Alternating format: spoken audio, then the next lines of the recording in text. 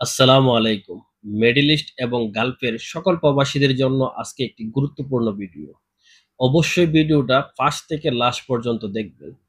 আমরা যারা সিম কার্ড ব্যবহার করি বা বিভিন্ন প্রয়োজনে অনেক সময় অনেকের সিম কার্ড দরকার হয়। বিভিন্ন কোম্পানির সিম কার্ড আমরা বাহির থেকে ক্রয় করি বা বিভিন্ন লোকে আমাদেরকে অফার দেয়। একটা সিম কার্ড নিলে একটা টর্চ লাইট ফ্রি, একটা সিম কার্ড নিলে একটা পাওয়ার ব্যাংক ফ্রি, একটা ব্লুটুথ ফ্রি, এই জাতীয় অনেক একটা রাউটার ফ্রি। অনেকেই কিন্তু আমাদেরকে বাংলাদেশ, ইন্ডিয়া, পাকিস্তানি যারা আছে তারা কিন্তু বিভিন্ন সময় মাসরি এবং অন্যান্য দেশের তারাও অফার দেয়। বিভিন্ন সময় বিভিন্ন অফারের কারণে আমরা দেখা গেছে যে একটা সিম কার্ড আমরা বাহিরের থেকে কোনো কোম্পানির, যে কোম্পানির সিম সে কোম্পানি থেকে আমরা না নিয়ে অন্য জায়গা থেকে সিম কার্ডটা আমরা ক্রয় করতেছি, সেক্ষেত্রে কিন্তু একটা বিপদ। কিছুদিন যাবৎ অনেক প্রবাসী ভাই আমাদের কাছে ফোন করে, দেখা গেছে অনেক সমস্যায় জর্জরিত। কিরকম সমস্যা? আপনি একটা সিম কার্ড নিছেন, একটা সিম কার্ড আপনি আপনি ক্রয় করছেন আপনার নামে, কিন্তু আপনার এই ফিঙ্গার ব্যবহার করে আরো ২ টা ৩ টা সিম পর্যন্ত ওটাই নিয়ে নিছে। আপনি বলতেই পারেন নাই। আপনি ঠিকই কিন্তু বিশ্বাস করে একটা ফিঙ্গার দিছেন, বাট যে যার কাছ থেকে আপনি সিম কার্ডটি নিছেন সে আপনার এই ফিঙ্গার ব্যবহার করে ২ টা ৩ টা সিম কার্ড ওটাই নিছে। যখনই আপনার মাস শেষ হইছে, আপনার নামে কিন্তু আপনার এই আইডি কার্ডের উপরে কিন্তু বিলগুলো আসতেছে। তাই প্রত্যেকটা প্রবাসীকে বলবো, আপনারা যে কোম্পানির সিম নিতে চান, অবশ্যই সে কোম্পানির যে অফিস আছে সে অফিস থেকে আপনারা সিম কার্ড গুলা ক্রয় করবেন। অথবা আপনার যে পরিচিত দোকানদার আছে বা বিভিন্ন দোকান আছে সে দোকানগুলা থেকে আপনারা নিবেন। বাহিরে যারা বইসা থাকে যদি আপনার পরিচিত না হয় বা কোম্পানির লোক যদি না হয়, তাহলে কিন্তু তাদের কাছ থেকে আপনারা সিম কার্ড বা কোন ধরনের সিম কিন্তু আপনারা নিবেন না। এখন দেখেন, আপনি দেখা গেছে একটা প্রিপেড সিম দরকার। প্রতি মাসে, মাসে আপনি ব্যবহার করবেন।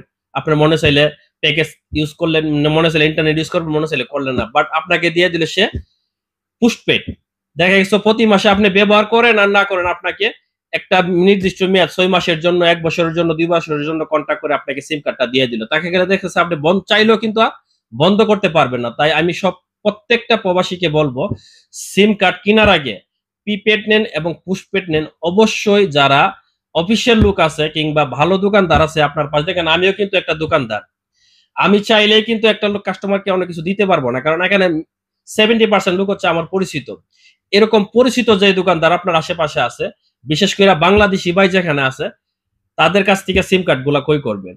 নয়তোবা যে কোম্পানির সিম আপনি নিতে চান, প্রত্যেকটা কোম্পানির অফিস কিন্তু আপনার এরিয়াতে আছে। ওই কোম্পানির কাছ থেকে আপনারা নিবেন, তাহলে 100% আপনি সেফ। এবং প্রত্যেকটা প্রবাসীকে আমি রিকোয়েস্ট করব, আপনাদের যে সিম কার্ড গুলা এর আগে নিয়ে থাকেন, অনেকেই সিম কার্ড নিছেন, আমি আপনাদেরকে বলবো অবশ্যই একবার আপনি চেক করে নিবেন কোম্পানিতে গিয়ে আপনার নামে কয়টা সিম ওঠানো আছে।